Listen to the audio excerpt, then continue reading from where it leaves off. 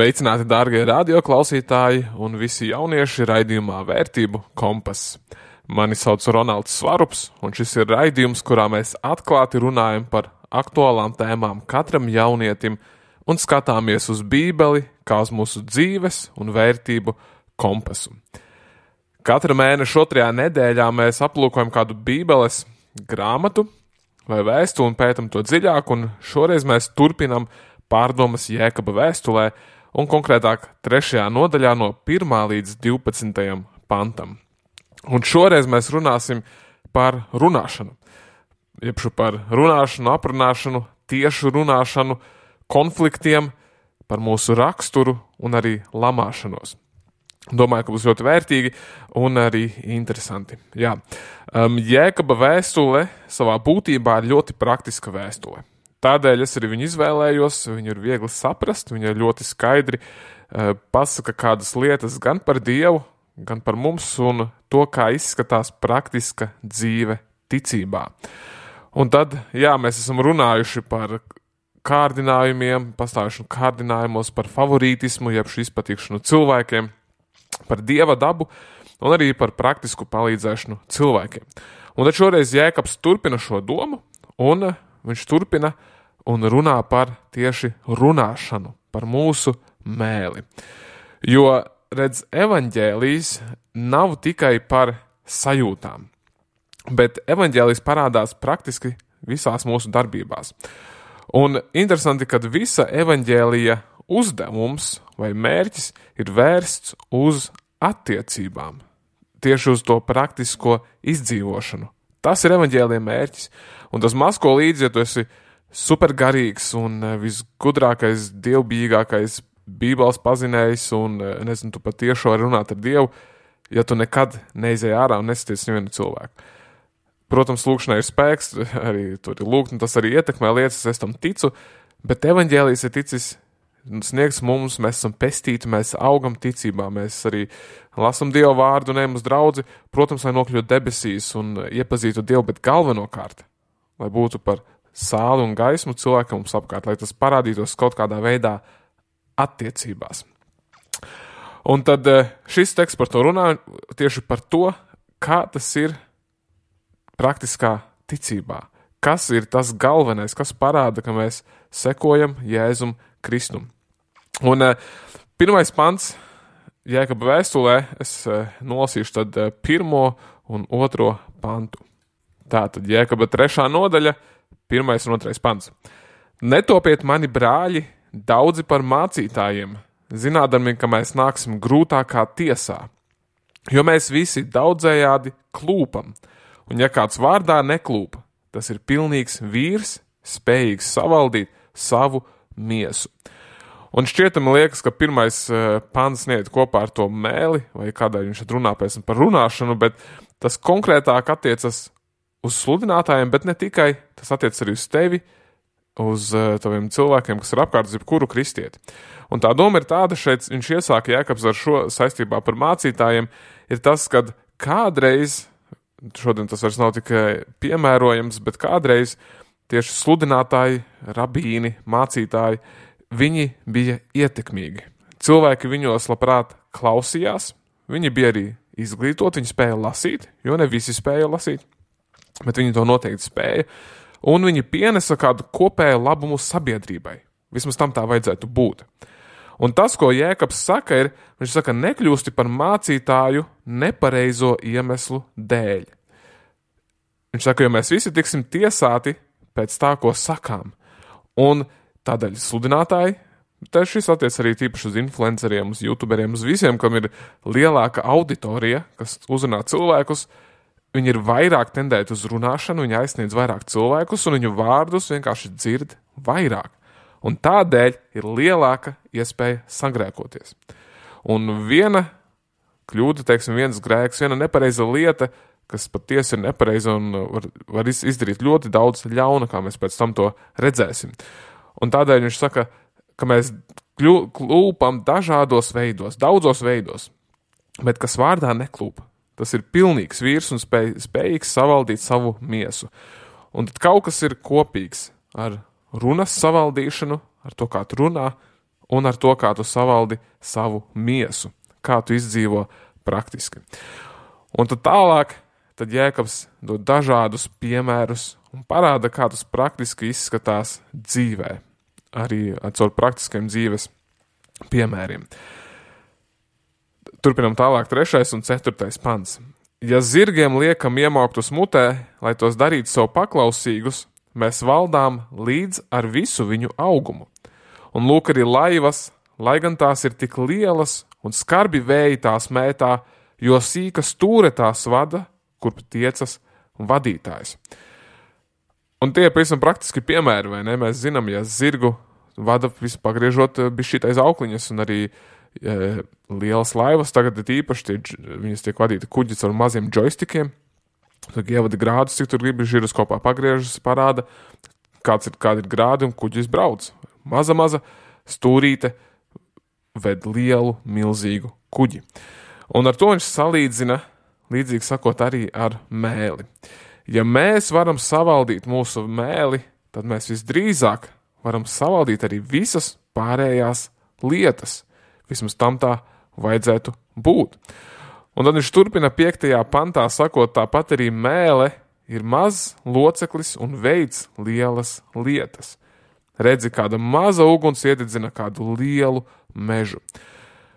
Un tas, ko viņš uzsvēra iepriekš, bija pavisam praktiski, kad, ja mazas lietas var kontrolēt zirgu, kuģi, lielas lietas, tad arī mēle līdzīgi ir maziņa, bet var veikt milzu lietas, pienest milzu svētības, arī kā Jēzus darīja, viņš arī sludināja, un viņa visa kalpošana praktiski bija ar to, ko viņš teica, ar viņa mēli. Jā, viņš dziedināja, viņš palīdzēja cilvēkiem kaut kādā mērā, bet tas bija, lai pierādītu galvenokārt, ka viņš ir mesija, ka viņš ir pestītājs, un lai cilvēki ticētu tam, ko viņš saka. Tā, ka viņi var darīt daudz laba, bet tad viņš saka, rāda vēl vienu piemēru, kad redz maza uguns iededzina lielu mežu. Un vienalga, cik tā liela vai maza ir uguns, ja tā aug un izplatās, tā var nodedzināt gandrīz visu. Un tā var nodedzināt mežu vai māju, un līdzīgi arī viens indīgs vārds vai teikums var izbojāt cilvēku uz visu viņa dzīvi. Un mēs arī gan jau atceramies no bērnības vai no skolas laikiem, vai arī nesen vai darba vidē tagad esot tās sāpīgās lietas, kuras cilvēki mums ir teikuši. Vai nu pelnīti, vai nu nepelnīti, bet mēs viņus atceramies uz visu dzīvi. Un viņš turpina arī to uzsvērt tālāk. 6. pantā Jēkabs saka, un arī mēle ir kā uguns netaisnības pasaulē. Mēle ir likta starp mūsu locekļiem, tā apgāna visu miesu un aizdedzina dzīves ritumu, jo pati ir elles aizdedzināta. Un tie ir tik skarbi vārdi, ko viņš saka par ķermenim un miesu, un tad daudz domā, kā tas īsti var būt, vai ne? Jo Dievs saka, mēs esam radīti labi un Dieva līdzībā, bet reiz viņš saka, mēle ir elles aizdedzināta. Un tas, ko viņš galvenokārt saka, ir tā, ka mēle var būt ļoti nāvējoša, tā var būt ļoti bīstama, un īpaši tā ir nāvējoša un bīstama un slikta un kaitē, kad tiek teiktas kādas ļaunas lietas. Un tad viņa caur to mēli, caur to mazo locekli iziet elle ārā. Iepaši tā no ļauna, kad tiek runāts ļauns, tad tas nāk no pašas tā kā elles. Un tas ir nopietni. Tas ir ļoti nopietni. Un cik bieži jūs jaunieši vai pieaugušie domājat par to, ko jūs sakāt saviem kursa biedriem? Cik daudz jūs domājat par to, ko jūs iepastojat Facebookā, Twitterā? Arī daudz kristiešu bieži mēdz dalīties un teikt kādas lietas, vai mēs pie tā domājam vispār? Un mēs visi pie šī kļūdamies kaut kur. Es arī esmu kļūdījies lietās, ko esmu teicis, un Jēkabs šeit vēlas vērst mūsu uzmanību un teikt, ka mums ir jābūt ļoti uzmanīgiem saukt kādu cilvēku nejaukos vārdos. Viena lieta ir kļūdīties ar informāciju, bišķi varbūt ne tādu citātu pateikt, vai tas nerada tik ļoti lielu ļaunumu, bet konkrēti teikt ļaunas lietas, saukt cilvēkus vārdos kaut kādos. Un tas var būt ļoti traki. Un reizē mums tā liekas, ka tas, ko mēs sakām, ka tas nav tik svarīgs vai tik īpaši galvenais, ir tas, kā mēs dzīvojam, kā mēs uzvedamies. Bet Jēkabs to pagriež, labi, viņš sākumā arī runāja par ticību, darbiem, palīdzēšanu, viņš runā par to dzīvi, bet tagad liekas, viņš saka, ka šīs abas lietas un pat ja ne vēl vairāk, ka runa ir svarīgāka par to, kā mēs dzīvojam, jo tā spēj iznīcināt ļoti, ļoti daudz. Un padomājiet par šo. Ļaunie līderi 20. gadsimtā, tas skaitās visletālākais gadsimts, kāds ir bijis, kur cilvēki ir miruši no slepkavībām, Staļins, Mao, Hitlers, viņi izdarīja visus savus ļaunos darbus tikai ar savu runu, tikai ar savu mēli. Paši fiziski viņi, es nezinu, cik viņas cilvēks noslepkoja paši fiziski ar savām rokām, bet viņi ar savu mēli iedvesmoja un apvārdoja cilvēkus, kuri pēc tam gāja un paši ar savām rokām izdarīja šīs ļaunās lietas. Viņi deva pavēles, rīcības, likumus izdeva, un to visu viņi darīja ar savu mēli. Un ja viņiem nebūtu tā bijusi, kopš dzimšanas viņi nebūtu varējuši runāt, tad nekas tāds varbūt nebūtu noticis. Un tā, ka mums jādomā, ka jāsaprot, ka tā visa elle vai viss tas ļaunais var būt mēles galā. Tas viss var notikt ar mūsu mēli. Tas ir ļoti, ļoti svarīgi, ja ne pat svarīgāk tas, ko mēs darām. Un tad Jēkabs turpinās 7. un 8. pantā, dot vēl kādus piemērus. Jo katras sugas zvēru un putnu, rāpuļu un jūras dzīvnieku dabu savalda un ir savaldījusi cilvēka daba. Te viņš saka, ka cilvēki ir savaldījuši visu dabu, ir viņus var, teiksim tā, ieņemt, parūpēties, mēs zinām, kā par viņiem rūpēties, bet viņš turpina, bet mēli neviens cilvēks nevar savaldīt. Nemitīgs ļaunums, pilns nāvējošas indes. Nemitīgs ļaunums, pilns nāvējošas indes. Un tad liekas, vai tiešām tā ir, vai viss, ko mēs sakām, tikai rada ļaunu, vai tas tā varētu būt, bet reizēm tā ir, vai ne? Un nepietiek tikai ar to, ka mēs cilvēkus nenolamājam, vai pat mēs nepasakam neko. Pietiek jau tikai arī ar acu skatienu galu galā. Bet jautājums ir, vai tu arī cilvēkus cel? Vai tu saskati labāko otrā cilvēkā? Nevis viņa kļūdas, nepilnības, kuras mēs varam vienmēr izcelt un izrādīt un saprast, tu atkal neizdarīji to, un kā tu neienāca prātā izdarīt šo, un tas ir tāds un tāds.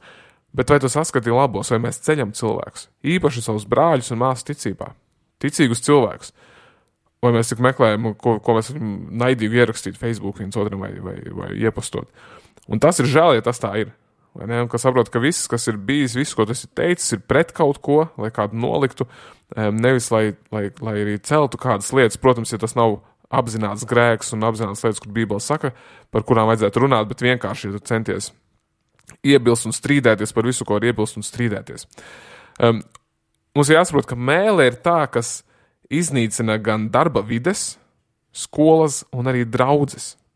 Un tas parasti visdrīzāk notiek nevis caur to, ka cilvēki tur viens otram kaut ko tieši pasaka, tas arī mēdz notikt, bet pārsvarā, cik esmu redzējis, tas notiek tieši caur aprunāšanu, tas jau arī ietilps šeit, vai ne? Tu nevis saki kaut ko tam cilvēkam tieši sejā, bet saki viņam kaut ko aiz muguras.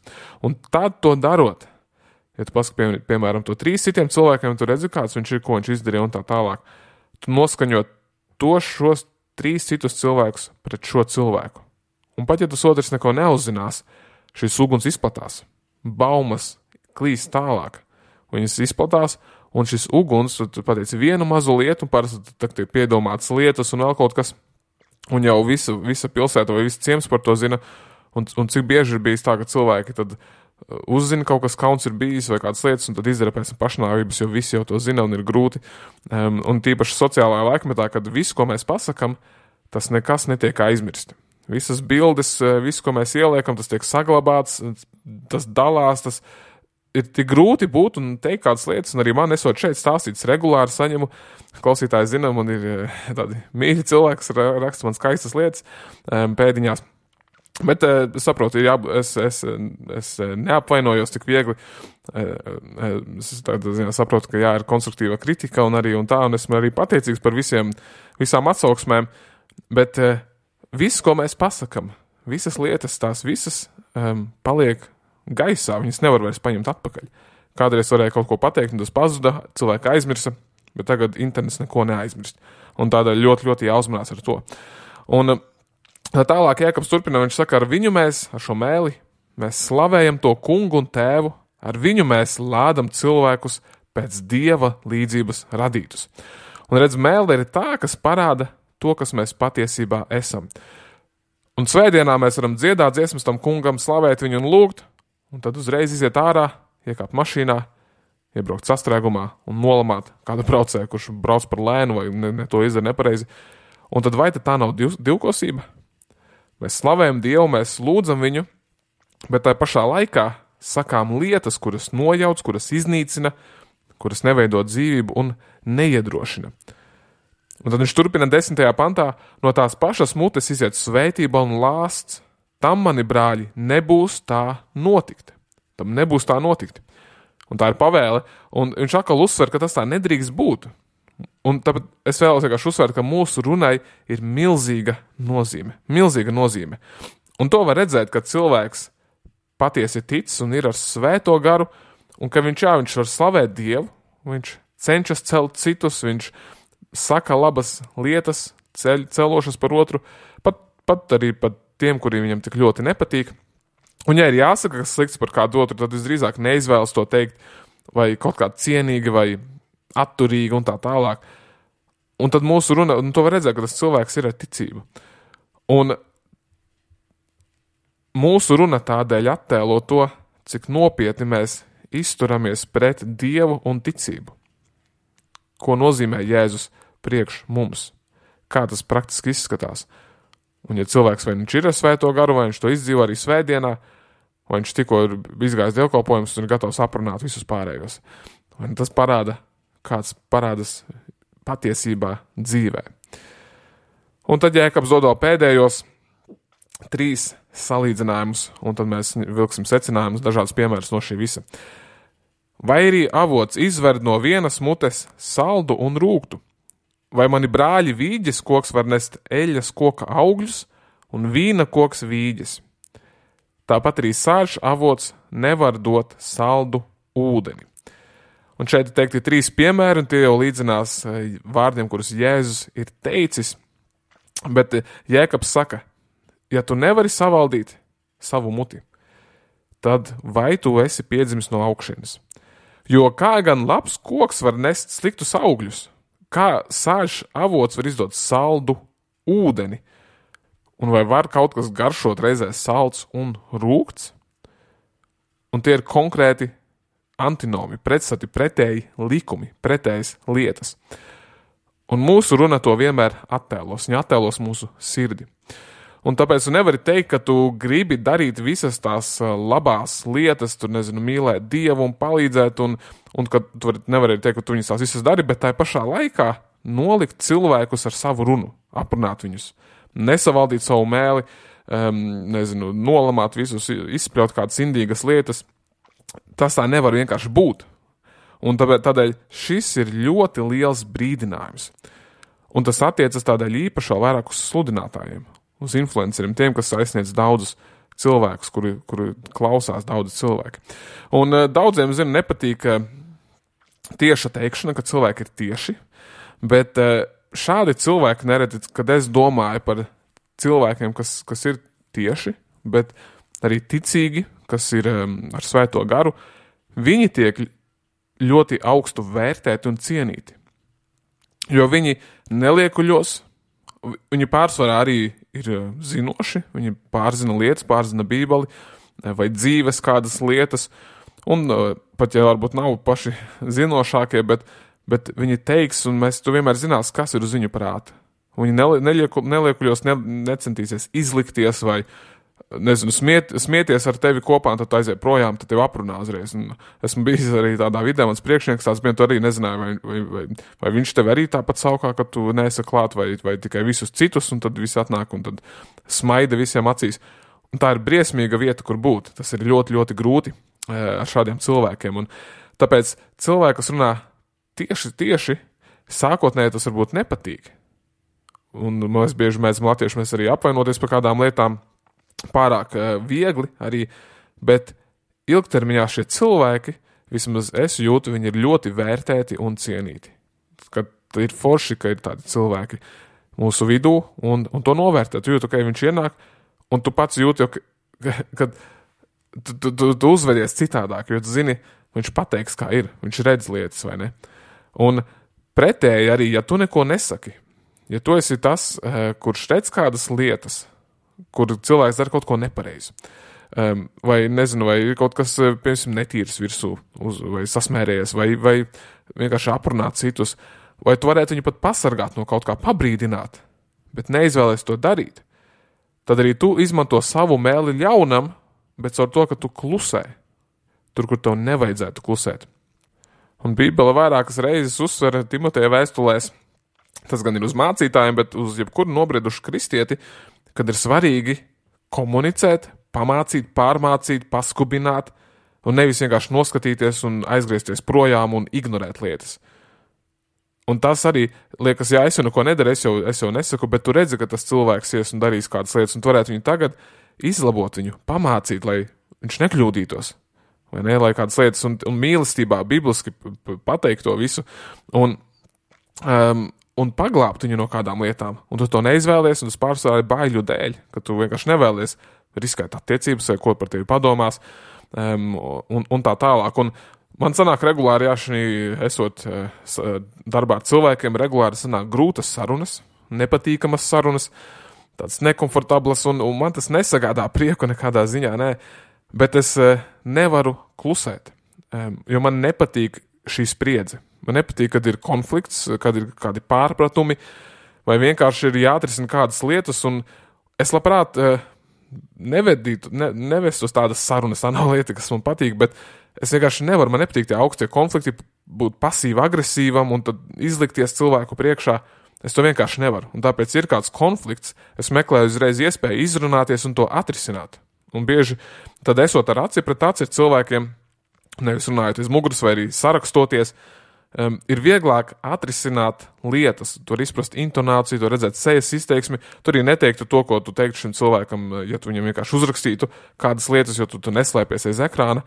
Un tas arī iemāca saņemt drosmi, arī pateikt šīs lietas, izrunāties, vai ne? Tur var redzēt arī, ka tu esi līdzjūtīgs, caur tekstu to nevar saprast bieži, bet ir svarīgi to risināt. Un tik daudz konfliktu un tik daudz lietas draudzē un darbā notiek tieši caur sarakstīšanām, īziņām, WhatsAppiem kaut kādiem, un tas ir tik muļķīgi.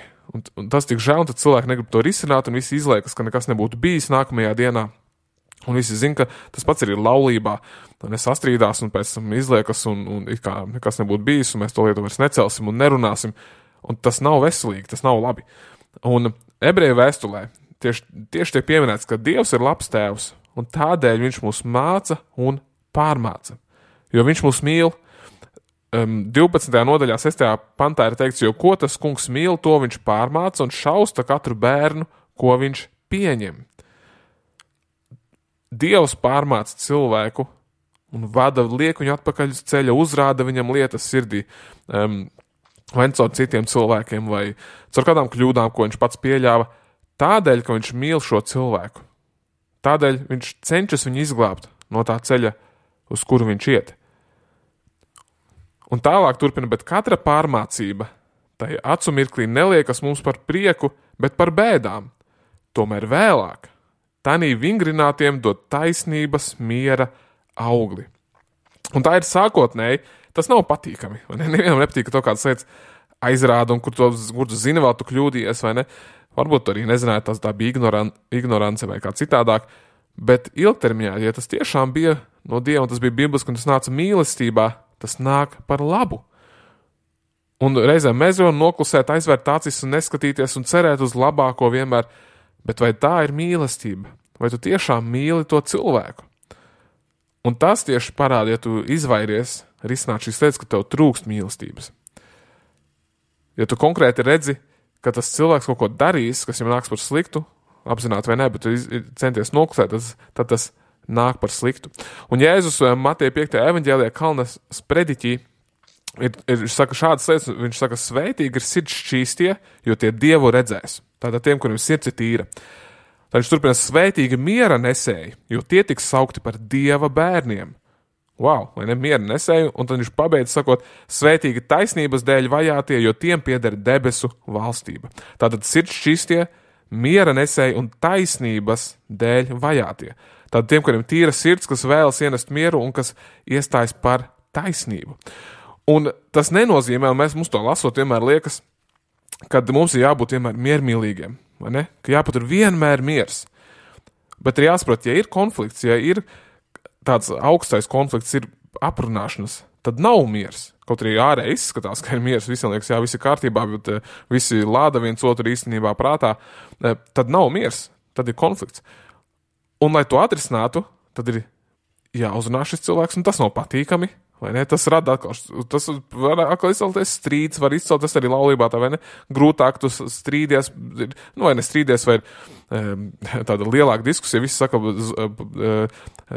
dzelzi trin dzelzi, vai ne, un tā, bet tas ir process, kur šķīs dzirksteles, kur tas ir skaļš, vardarbīgs tāds process, teiksim tā, bet beigās abi iznāk asāki, labāki. Izdiskutē, izrisina šīs lietas.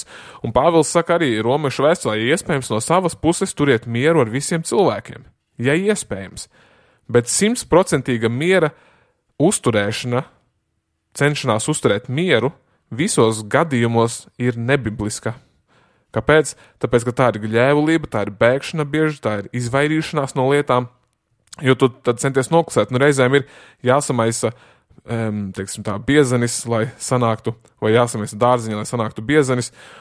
Angliski šis teiciens skan labāk, bet ka reizēm, lai atrisinātu kāda problēma, ir jāšūpo laiva. Ir jāpaceļ šī lieta gaismā. Un tad tā tiek atrisināta, tiek piedots, vai tiek pateikts, kur ir bijis kaut kas nepareizi izdarīts. Un tad iestājas patiesas miers. Un tas pats, ja jāizstājas par taisnību, ja kāds tiek apcelts, aprunāts, un te var runāt arī visādās situācijās, gan vai vienalga par karu vai par ko citu, bet kad ir svarīgi iestāties par taisnību, vai ne? Un tas nenozīmē vienmēr noklusēt, ka vienmēr būs miermīlīgi. Un daudz, kas tiek panākts ar mūsu runu, un tādēļ es par šo runāju, ir ļoti svarīgi, jo, kā es teicu, lietas tiek izjauktas vai saliedētas caur runāšanu. Viens indīga lieta pateikta, nepiedošana, vēl kaut kas aizvainojums, var šķelt visu draudzi. No vienas sīkas štrunta lietas kaut kādas izjaukt veselas draudzes, un, lai to atrisinātu, ir jārunā. Ir jābūt tiešām mīlestībā, jānāk un jārunā un jāpiedod. Jā, un ko vēl Bībele saka par runāšanu? Kolosiešu vēstulē tā rakstīts, jūsu runa, lai aizvien ir tīkama, ar sāli sālīta, lai jūs zinātu, kā ikvienam atbildēt. Un Efeziešiem 4:29, no jūsu mutes, lai nenāk neviens nekrietnes vārds, bet tikai krietnas runas, kas draudzi ceļ un nes svētību klausītājiem. Un kas jums no šī nāk prātā? Vai tā ir jūsu runa? Vai jauniešu vidū tā ir pilna ar lamu vārdiem, neķītriem, jokiem, zirgošanos? Jebšu ko tava valoda vēsta par tevi? Vai tu izklausies vairāk kā nenobriedis influenceris, kurš nevar skaidri pateikt vienu teikumu latviešu valodā, vai tava runa vēsta par tevi, ka tu mīli Dievu un cel citus, un ir sālīta, ir celoša? Un šis vairākus gadus atpakaļ mani pašu tikti konfrontēja, jo viss, ko mēs kristiešu studenti darījām, bijām zirgojāmies, teicām stulbus jokus, reizēm pat nolamājāmies, runājām slengā, un mēs par šo arī bijām kādā nedēļas tādā nogalē, retrītā, un tur arī runa bija tieši par valodu, par runāšanu. Un mēs lasījām vēstuli Efeziešiem, un tas mūs ļoti konfrontēja. Vai ne? Kā mēs runājam? Vai mēs viens otru ceļam, vai tikai sakam tādus dzēlīgus jociņus viens otram? Un tādēļ, jā, vai tava runa ir tīkama, celsmīga, tā nes svētību, vai tu vari ikvienam atbildēt, zināt, ko viņam atbildēt. Un Jēzus arī teica kādus vārdus konkrēti par runāšanu. Un es domāju, Jēkabs no šejienes arī to smēlās, bet Mateja evaņģēlijā 12. nodaļā 34. pantā Jēzus runā uz farizējiem un saka viņiem šo. Jūs odžu dzimums, kā jūs varat labu runāt paši ļauni būdami, jo no sirds pārpilnības mute runā. Labs cilvēks izdod no labā krājuma labu, un ļauns cilvēks izdod no ļaunā krājuma ļaunu. Bet es jums saku, par katru veltīgu vārdu, ko cilvēki runās, tiem būs jāatbild tiesas dienā. Jo pēc saviem vārdiem tu tiksi taisnots, un pēc saviem vārdiem tu tiksi pazudināts. Un tad Jēkabs ļoti līdzīgas vārdas saka, vai ne, pēc augļiem, un ka vajag runāt labas lietas, un kad un te vēl pielieku Jēzus klāt, vai ne, ka tie vārdi, ko mēs sakam, paši mūs tiesās, un arī man tas, ko es saku, man tā arī vajadzētu dzīvot. Un nevienmēr tas tā ir, tas, ko es visos raidījumos esmu teicis, tā ir tāda patstāvīga augšana ticībā un disciplīnā un garīgās lietās. Katru dienu sanāk, mēs to, ko mēs sakam, pēc tā mēs arī tiksim paši tiesāti. Un farizēju sirds bija netīra. Viņi bija sirdī ļauni. Gan jau ne visi, bet daļa noteikti. Un Jēzus saka, ka ļauni cilvēki izdod ļaunu. Viņi vairo ļaunu. Un tādēļ viņi nevar teikt tādas labas un patiesas lietas. Un Jēzus saka tādēļ, ka no mūsu sirdīm mēs runājam, no mūsu pārpilnības.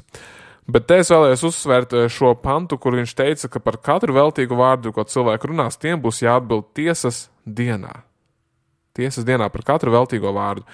Un tad es vēlējos to prasīt, cik daudz no tavām sarunām ikdienā, kas tev ir ar cilvēkiem, ir par neko. Tas ir veltīgas, tas ir tukšas, par video spēlēm, par vienalga, ko par laikapstākļiem, sportu vai kādām lietām. Tas var būt pat labas lietas, bet vai tur kaut kur vispār ir Dievs figurē?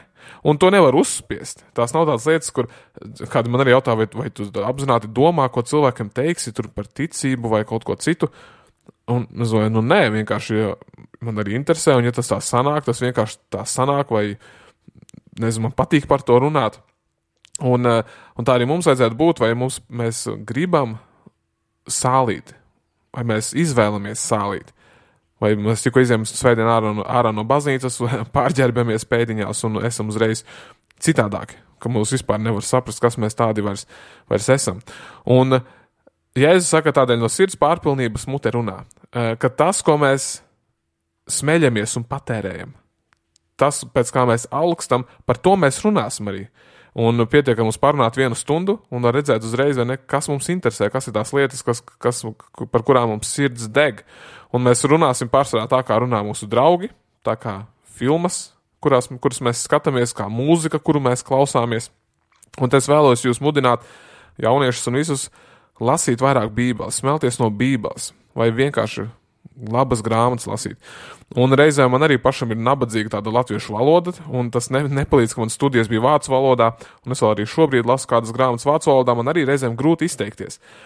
Nāk vārdi visās citās valodās, izņemot latvisku, un man tas nepatīk. Es vēlos runāt tīri, skaidri, celsmīgi, latviski, un man liekas, mums ir brīnišķīga valoda, bet ir nepieciešams tad sevi izzināt, kontrolēt, ko mēs sakam, lai mēs teiktu celsmīgas lietas. Ka mēs varam runāt uz cilvēkiem, nevis, teiksim tā, patiešo ar viņiem, nevis aiz viņiem, ka mēs varam būt tieši, bet mīlestībā, nevis nejauki un liekulojoši. Un reizēm liekas, ka tas ir neiespējami, bet tas tā nav.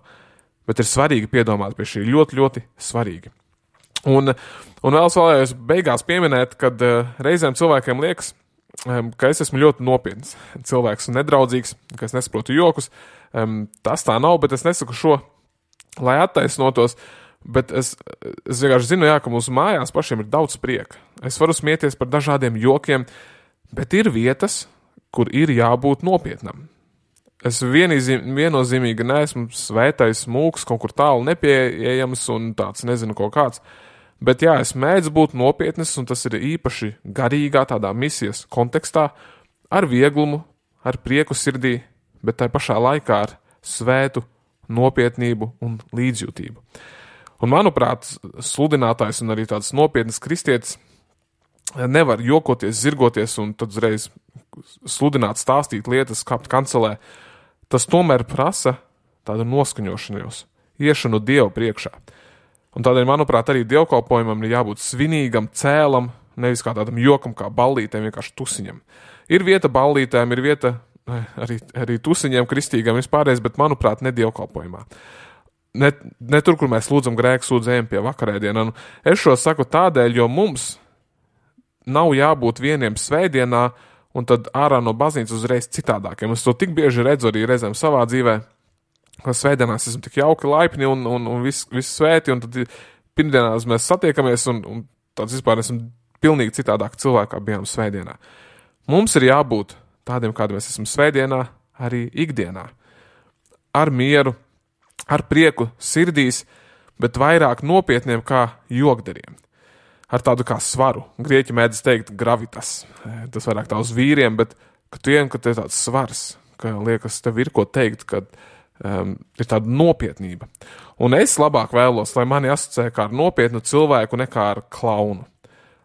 Un es arī to novēlētu jums, ka mēs saprotam arī to svarīgumu, mēs apzināmies, kas ir, un tādēļ mēs nepazaudējam prieku dzīvē. Mēs nepazaudējam prieku ticībā. Tas mūs tāpat iepriecina, bet ir jāapzinās, kad mums nevajag teikt tukšas runas un stulbus jokus, bet būt par gaismu, vai ne, būt tādiem nopietniem, bet arī priecīgiem, pacelātiem, mēs varam pajokoties, varam arī atbrīvoties, bet nepazaudēt to mūsu būtību, ka nav tā, kā Jēkabs 1. nodaļā saka, kā divkosīgais vīrs, kurš ieskatās spogulī, un tad aiziet prom un aizmirst uzreiz, kāds viņš bija. Vai ne, ka mēs lasam Bībeli un lasam, un tad izjām ārā uzreiz dzīvojam citādāk, aizmirsām, kā tas bija. Ka tas vajadzētu palikt, tam vajadzētu būt tādam vienotam, ka mēs neskrienam līdzi laikam, ka mēs nerunājam kā visi, ka nevis ģērbamies kā visi, bet ka mēs esam tādi konstanti, tādi, kā lai saka, paredzami, tādi, kas tas ir tas, kā es ģērbjos, es uzvedos, kāds es esmu, un tāds es arī būšu, jo tāds ir Dievs. Tāds Dievs mani vēlas redzēt, un mēs varam augt šinī. Jā, tādēļ kopsavilkums, tas, ko mēs varam mācīties no šī, visa tur bija daudz lietas, bet konkrēti no šīs rakstvietas tas, ka tas, ko mēs sakām, ir daudz nozīmīgāks, kā mums tas liekas. Tas ir daudz nozīmīgāks, kā mums tas liekas. Otrakārt, mūsu runa var būt daudz iznīcinošāka par visu pārējo, ko mēs varētu jebkad darīt. Un treškārt, ja tu šādi negatīvi runā un uzvedies, un tava runa ir par visu ko citu, tas nereti atklāja tad divkosību tavā sirdī. Tas liek to padomāt un apsvērt, cik tad tiešām svarīgs ir tev Dievs, evaņģēlijs un tā tālāk. Un tādēļ, es jautāju jums, vai tava sirds attieksme tiek atspoguļota ne tikai darbos, bet arī tanī, kā tu runā. Jā. Es vēlos jums izaicināt šī nedēļā visus neaprunāt, neapsmiet, ja jūs esat un redzat cilvēku apsmēju, tad jums pat nevajag aizrādīt, jūs varat vienkārši aiziet prom, teikt, es pie šī nepiedalos, es nevēlos apsmiet. Un kā pozitīvais iedrošināt, censties atrast ko labu otrā. Man kādreiz bija ļoti grūti izteikt komplimentus, es ar tiem arī nemētājos, es tiešām nedomāju, ka cilvēki ir izdarījuši labu darbu, viņiem tiešām sanāca ļoti labi, bet es cenšos celt vairāk, es cenšos iedrošināt, un kādreiz man bija dikti grūti ar šo, bet es cenšos arī šī augt, un arī vēlos izaicināt arī jūs augt šī tieši, kur jūs varat celt, iedrošināt, izteikt kādus komplimentus, pateikt paldies, būt pieklājīgiem un tā tālāk, un ar visiem, gan ar svešiniekiem, gan ar savējiem. Jo mums ir jāsaprot, ka mēs esam varbūt vienīgie cilvēki priekš citiem, kuri redzēs Kristu caur mums. Mēs esam vienīgais piemērs viņiem. Un viņi nezin, kāda mēs esam svētdienās, jo viņi nenāk uz baznīcu, bet viņi redz, kāda mēs esam ikdienā, kāda mēs esam tur, kur mēs esam. Ja tu satiksi vienu cilvēku, varbūt tā būs vienīgā reize, ka tu viņam reprezentēsi Kristu. Un tādēļ ir svarīgi padomāt, kādi mēs esam visur, kur mēs esam, bet nevis liekuļojot, bet tiešām patiesi savā sirdī. Amen. Tā kā spretiķis sanāca, bet labi. Paldies, ka klausījos šo raidījumu. Ja tevi iedrošināja šis raidījums, tad aizsūti to kādam, kur varētu tas iedrošināt. Padalies ar to, ja tev liekas, tas ir labs, un varētu kādu svētīt. Un es ieteiktu arī droši arī uzrakstīt man kādu atsauksmi vai ideju nākamajām tēmām, apmeklējot mājaslapu ej.uz/vērtību kompas. Un lūksim. Atjaunot tu mūs, Dievs, katru klausītāju, piešķir mums tiešām tīru sirdi, ka mēs būtu, ka mēs šo sirdi pildītu ar tavu vārdu, ar tevi, ka mēs pārdomātu tavus baušļus, ka mēs priecātos par tevi, ka mēs domātu par tevi, Dievs, par debesu valstību, par to, kā mēs varam būt par gaismu, un ka tas tiktu atspoguļots gan mūsu darbos, gan mūsu runā. Un svētī lietot uz šo raidījumu, lai katrs klausītājs varētu vairāk padomāt par savu runu, par savu dzīvi, un ka mēs kristieši varētu reizēm vienkārši neteikt kādas lietas, kuras nevajag teikt, kuras nav tik svarīgas, un ja pat tās teiktu, Dievs teiktu tiešām mīlestībā, nevis kā lielāki ienaidnieki, kaut arī mums tik daudz, kas ir kopīgs, mēs ticam tam pašam Dievam tik bieži, mēs ticam tam pašam Dievam un tik daudz, kas ir kopīgs, bet reizēm cilvēki varam būt tik nejauki pret saviem brāļiem un māsām Kristū, kungs, un es lūdzu, lai mēs varētu viens otru svētīt, mīlestībā celt, un ka mūsu runa būtu ar sālīta, un ka mēs arī zinātu, ko ikvienam atbildēt, jebkurā laikā, kungs, lai stāstītu par tevi. Jā, darbojies tu šo klausītāju dzīvēs, svētī, viņus tajās lietās, kur viņi ir, un es lūdzu, lai tava gaisma, tava valstība varētu iet tālāk un izplatīties caur mums. To mēs lūdzam Jēzus Kristus vārdā. Āmen. Sekosim Dievam un Bībelei, mūsu dzīves un arī vērtību kompasam. Jaunieši, īpaši vīri, esiet stipri un droši, un meitenes sargājiet savu sirdi. Tiekamies nākamajā raidījumā.